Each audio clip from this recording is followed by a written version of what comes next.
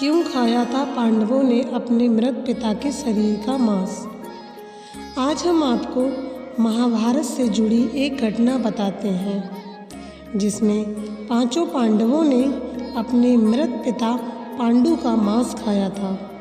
उन्होंने ऐसा क्यों किया, यह जानने के लिए पहले हमें पांडवों के जन्म के बारे में जानना पड़ेगा। पांडु के 5 पुत्र युधिष्ठिर, भीम, अर्जुन, नकुल और सहदेव थे। इनमें से युधिष्ठिर, भीम और अर्जुन की माता कुंती तथा नकुल और सहदेव की माता माद्री थीं। पांडु इन 5 पुत्रों के पिता तो थे, पर इनका जन्म पांडु के वीर्य तथा संभोग से नहीं हुआ था, क्योंकि पांडु को श्राप था कि जैसे ही वो संभोग करेगा उसकी मृत्यु हो जाएगी। इसलिए पांडु के आग्रह पर यह पुत्र कुंती और माद्री ने भगवान का आह्वान करके प्राप्त किए थे। जब पांडु की मृत्यु हुई तो उसके मृत शरीर का मांस 5 भाइयों ने मिल बांटकर खाया था। उन्होंने ऐसा इसलिए किया क्योंकि स्वयं पांडु की ऐसी इच्छा थी। चूँकि उसके पुत्र उसके वीर से पैदा नहीं हुए थे, इसलिए पांडु का ज्ञान कौशल उसके बच्चों में नहीं आ पाया था।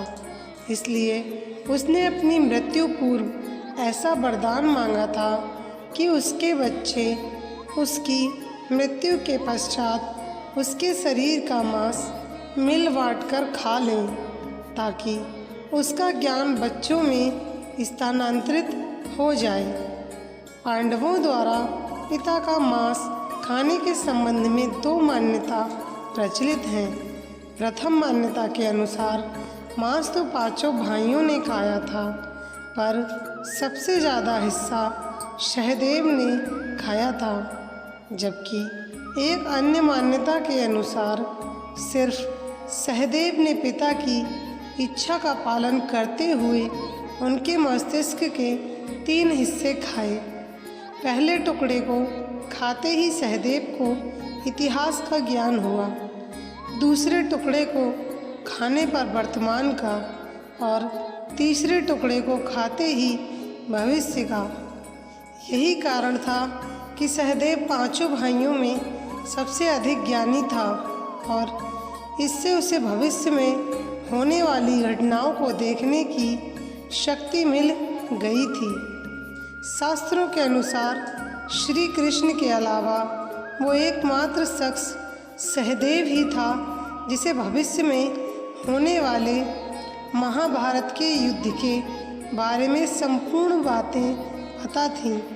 श्री कृष्ण को डर था कि कहीं सहदेव यह सब बातें औरों को ना बता दें। इसलिए श्री कृष्ण ने सहदेव को श्राप दिया था कि यदि उसने ऐसा किया तो उसकी मृत्यु हो जाएगी।